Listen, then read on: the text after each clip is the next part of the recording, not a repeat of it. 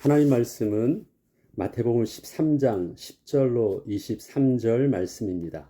제자들이 예수께 나와 이르되 어찌하여 그들에게 비유로 말씀하시나이까? 대답하여 이르시되 천국의 비밀을 아는 것이 너희에게는 허락되었으나 그들에게는 아니 되었나니 무릇 있는 자는 받아 넉넉하게 되되 없는 자는 그 있는 것도 빼앗기리라. 그러므로 내가 그들에게 비유로 말하는 것은 그들이 보아도 보지 못하며 들어도 듣지 못하며 깨닫지 못함이니라.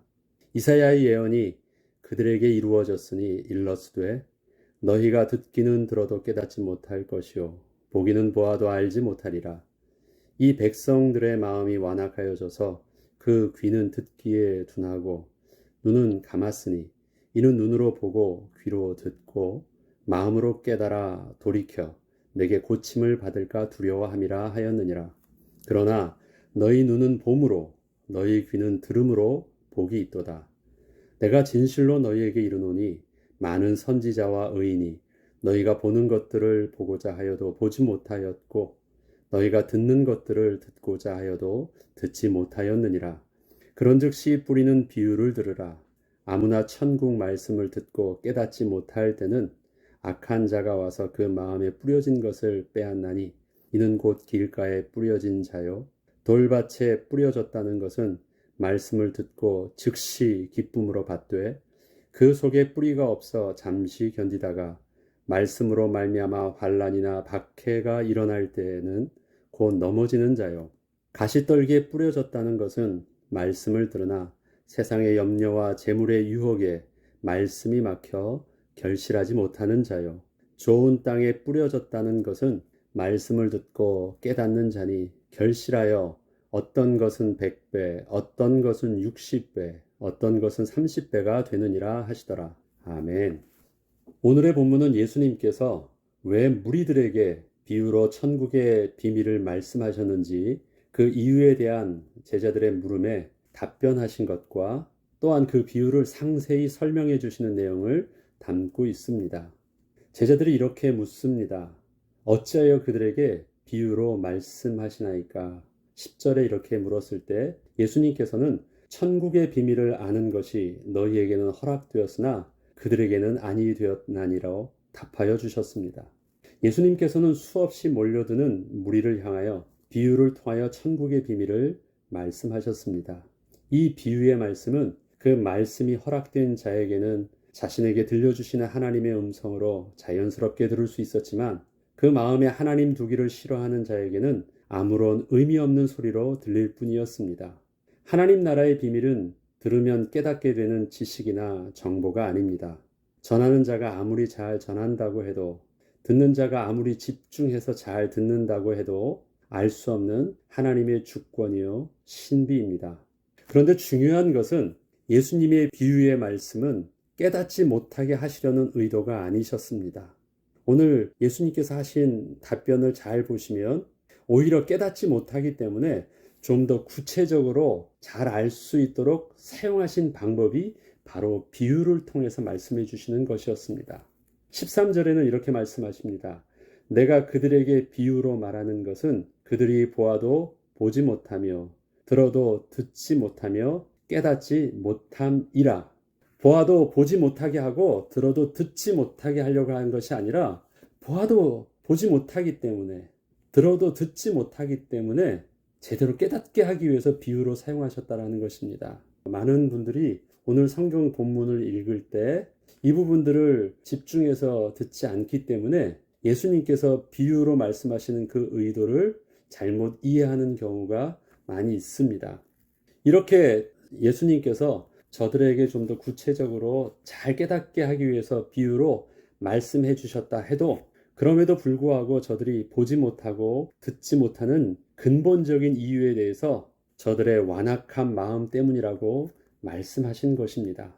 15절에 보면 이 백성들의 마음이 완악하여져서 그 귀는 듣기에 둔하고 눈은 감았으니 이는 눈으로 보고 귀로 듣고 마음으로 깨달아 돌이켜 내게 고침을 받을까 두려워함이라. 여기서 고침을 받을까 두려워하는 사람은 예수님이 아니에요. 예수님이 내가 전하는 것을 내 백성은 들으면 복이 되는데 하나님의 백성이 아닌 자가 들어서 복이 되는 것을 예수님이 두려워하셨다는 내용이 아닙니다. 예수님은 누구든지 천국의 복음을 듣고 또 복으로 삼기를 원했는데 그 마음에 완악한 자는 하나님의 말씀을 들으려 하지 않았다라는 것입니다. 오히려 그렇게 말씀을 듣고 자기가 변화되고 고침을 받을까 오히려 두려워하였다라는 것입니다. 복음에 대하여 거부하고 있는 완악한 마음이 듣기에 둔한 귀를 만들었고 보지 못하는 감겨진 눈이 되게 하였다는 것입니다. 그리고 그 완악한 마음 속에 숨겨진 저들의 진짜 모습은 혹시 듣게 되어 자신의 고집된 마음이 꺾이게 되고 고침을 받을까 두려워하는 마음이랐다는 것입니다. 그러나 16절에 보면 제자들을 향해서는 이렇게 말씀하십니다. 그러나 너희 눈은 봄으로 너희 귀는 들음으로 복이 있도다. 저들의 완악한 마음은 듣기에 둔한 귀와 보지 못하는 눈을 만들었는데 제자들이 천국의 비밀을 또렷하게 듣고 있고 선명하게 보고 있다는 것은 마음이 완악하지 않다는 것이요 그 자체가 복이라고 제자들에게 말씀하여 주신 것입니다. 그렇습니다. 우리가 복음을 듣고 천국의 비밀을 소유한 자가 되었다는 것은 참으로 하나님의 신비입니다.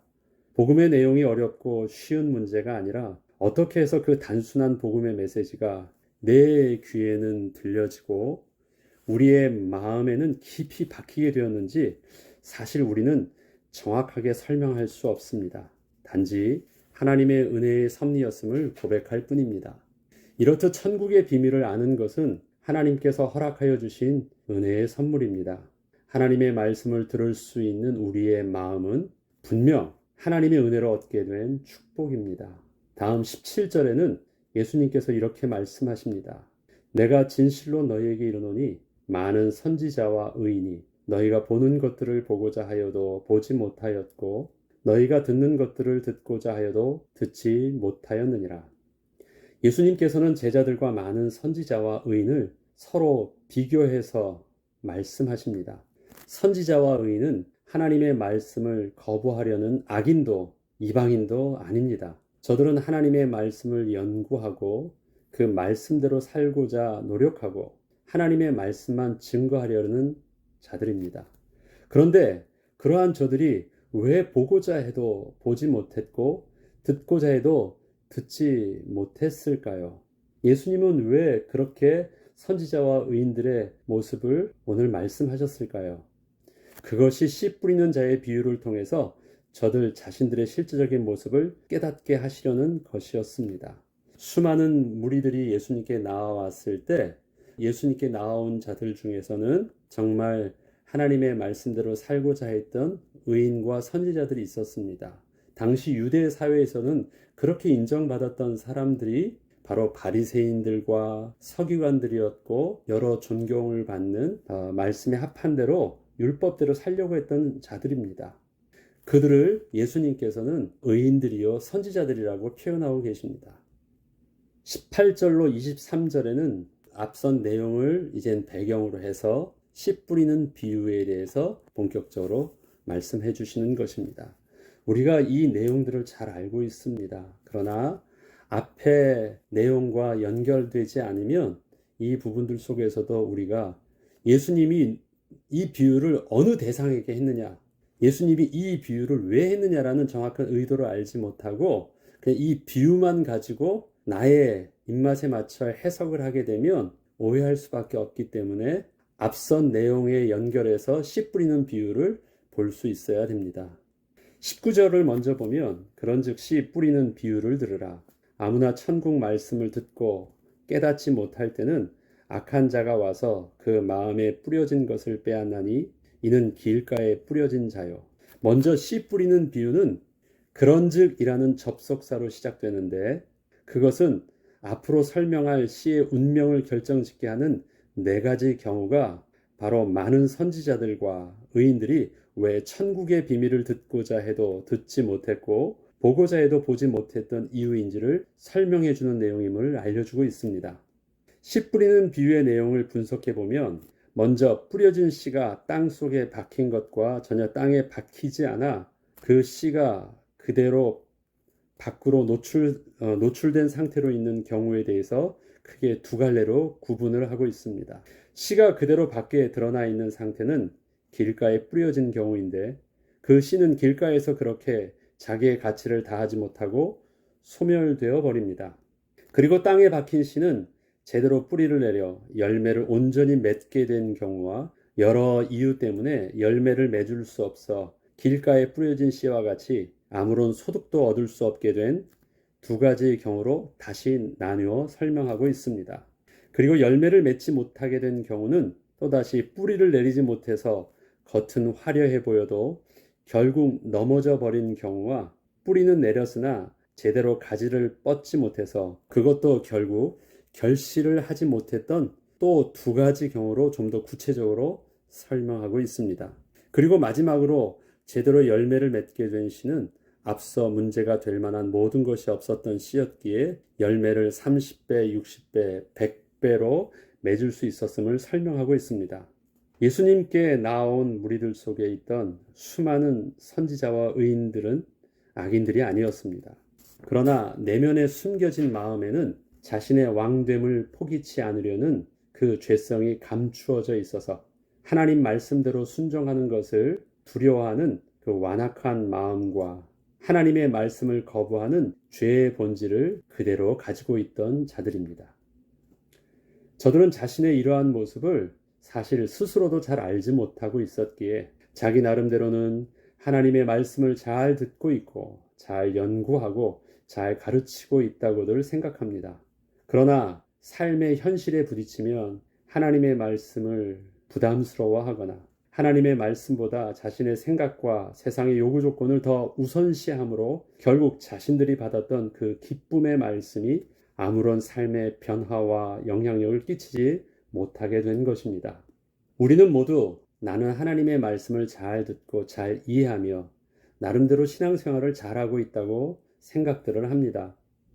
그러나 우리가 하나님 앞에서 정직하게 생각해 보아야 할 것은 나는 예수님이 말씀하시는 복된 눈과 귀를 가지고 있느냐는 것입니다.